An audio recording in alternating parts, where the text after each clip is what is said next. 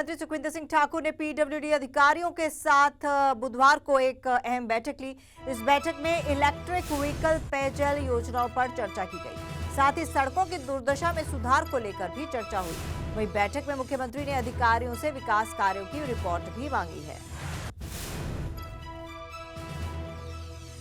तो मुख्यमंत्री सुखविंदर सिंह ठाकुर ने पीडब्ल्यूडी अधिकारियों की बैठक ली। बैठक में इलेक्ट्रिक व्हीकल पेयजल योजनाओं पर चर्चा की गई। सड़कों की दुर्दशा पर भी चर्चा की गई। मुख्यमंत्री ने अधिकारियों से विकास कार्यों की रिपोर्ट भी मांगी है। तो मुख्यमंत्री सुखविंदर सिंह ठाकुर ने पीडब्ल्यूडी अधिकारियों के साथ बैठक की।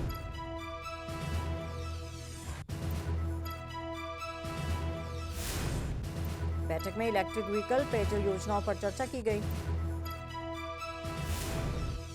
बैठक में सड़कों की दुर्दशा को लेकर भी चर्चा हुई।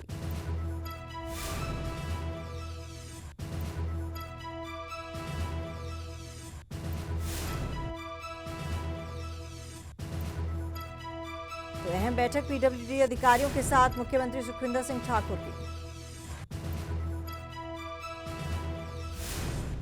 बैठक में इलेक्ट्रिक व्हीकल पेयजल योजना पर चर्चा की गई और सड़कों पर सुधार को लेकर भी बातचीत हुई। और एक बार फिर से हमारे ब्यूरो चीफ अरुण नियाल इस वक्त फोन लाइन पर जुड़ चुके हैं, उनसे ज्यादा जानकारी लेते हैं।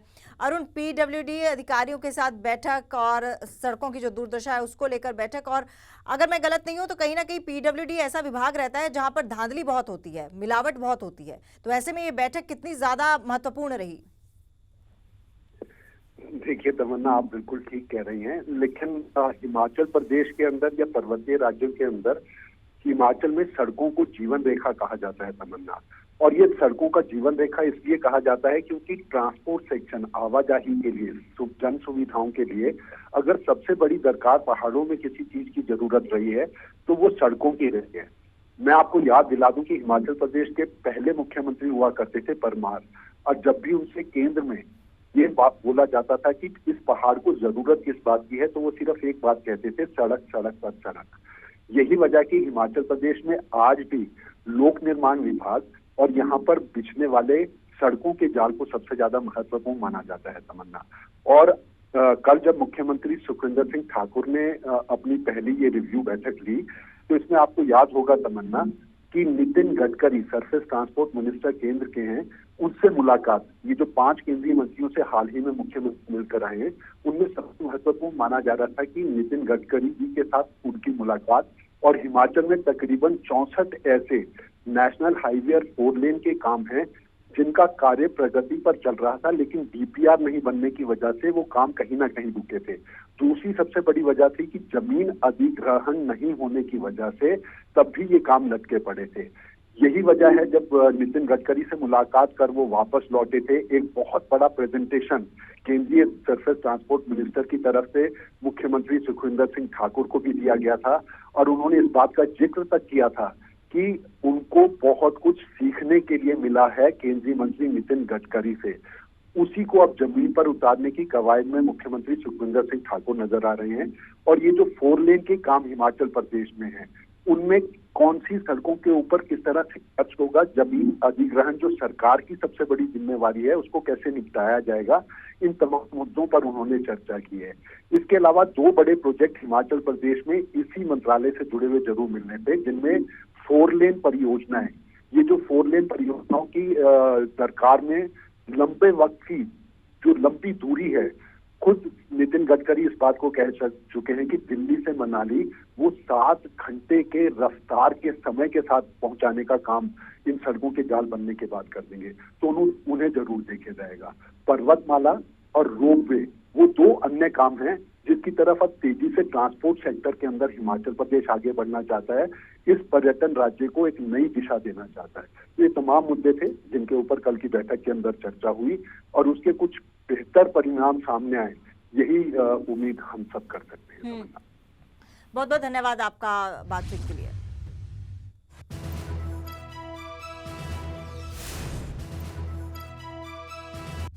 माननीय मुख्यमंत्री श्री सुखविंदर सिंह सुक्खू जी की अध्यक्षता में एक बैठक का आयोजन किया गया था, जिसमें हमारे national highway authority of India के अधिकारी जो दिल्ली से भी और शिमला में भी जो स्थित है, आपके रीजनल ऑफिसर्स और आपके जो प्रोजेक्ट डायरेक्टर्स हैं वो यहाँ पे उपस्थित थे।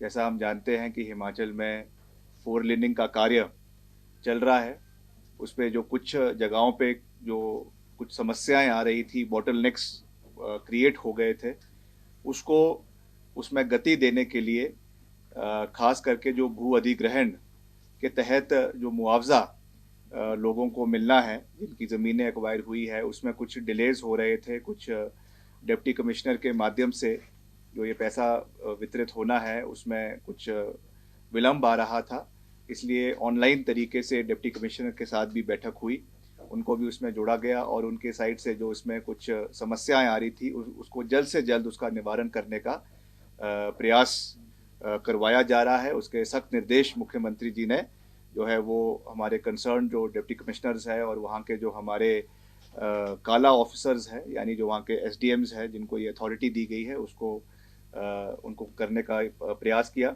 और इसके साथ साथ जो हमारा शिमला मटौर, आपका कीरतपुर नेरचौक और मंडी पठानकोट राष्ट्रीय राजमार्ग है, जो 4 लेन का चल रहा है, उसके लिए गति प्रदान करने की बात करी। आपके जिला ऊना में बीड़ू से लठियानी को जोड़ने के लिए गोविंद सागर झील पर 900 करोड़ रुपए की अनुमति लागत से एक पुल का निर्माण जो है करने की उन्होंने बात करी है, जैसे उन्होंने पहले भी किया था।